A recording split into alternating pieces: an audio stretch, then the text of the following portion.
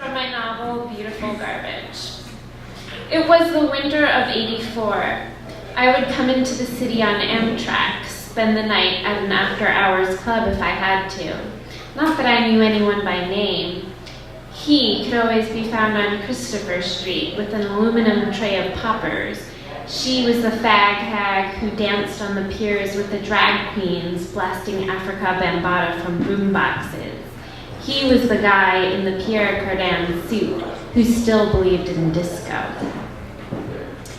Vincent Frand was more wheeler than dealer, which is why so many artists wanted him to represent them.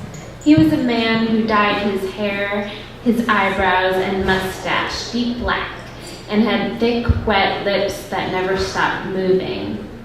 When he grabbed my hand on a random street corner in Lower Manhattan, he pumped it violently and introduced himself. Right then I should have known, but instead I searched my purse for a pack of matches. "We're going to Mud Club," he announced. Until tonight, I'd only seen pictures of Mud Club in the paper. The vinyl booths were just like they'd looked in the photos. The party was packed, even though it was still early. I figured this was some private get-together for the brand of liqueur the sequin-dressed cocktail waitresses were pouring into an ice sculpture at one of the bars.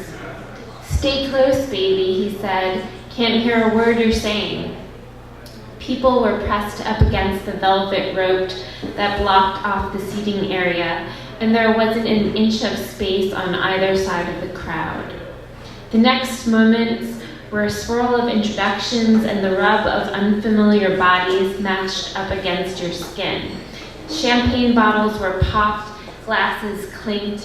There was a constant influx of people, and they all seemed to know Vincent Frand. I held on to him for dear life, not daring to correct him when he introduced me as Jamie.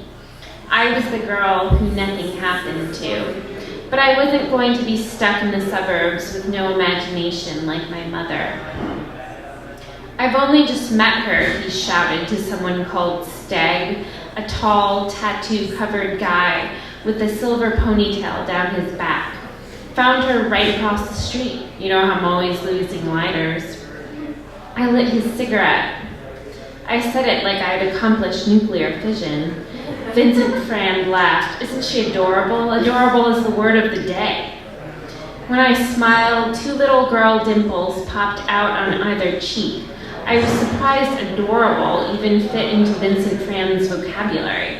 But they poked through without my consent, my dimples, as I smiled and my face took a wrinkled, chubby, clownish, though also, so it seemed, adorable shape. I held my jacket close to my body. It was vintage, something from my mother's closet, a cropped ski coat made of purple rabbit fur. A sudden waft of smoke caught my attention, and I turned my head. A man and woman, both so beautiful they had to be models, were passing a joint between them. They were staring at a poster someone had ripped down and propped up in one of the corners. It was an advertisement for men's dress shirts. "He was the hottest in the business," the angular woman said, pointing to the man in the ad. A statuesque Adonis, flanked by a model and a Great Dane. Everyone wanted him. His face was his trademark. "And now," began the man. He and the woman looked at each other. "Can't get his face out of my head. It haunts me too." "He looks so old," said the man. "Enough to make me go straight again." Suddenly the woman had a thought. She turned to the man and said, "Do you think the makeup artist dipped the brushes in alcohol? I mean, every time?" The smoke made me cough, and the man and woman noticed me, turned their backs, and began talking again. But by then, I realized that I'd lost Vincent Frand. "Jamie!" It was Steg, the tattooed guy with the silver ponytail. "Over here!" When I smiled, at least I could feel good about a set of even white teeth. But were fine teeth enough to get me to Jamie, whoever this made-up girl from Connecticut was, to Vincent Frand? He'd had me by the arm and I lost him. but a jolt of adrenaline hit when I played the fantasy out. Vincent Frand would make me a star. Music was pumping, and I felt very sexy.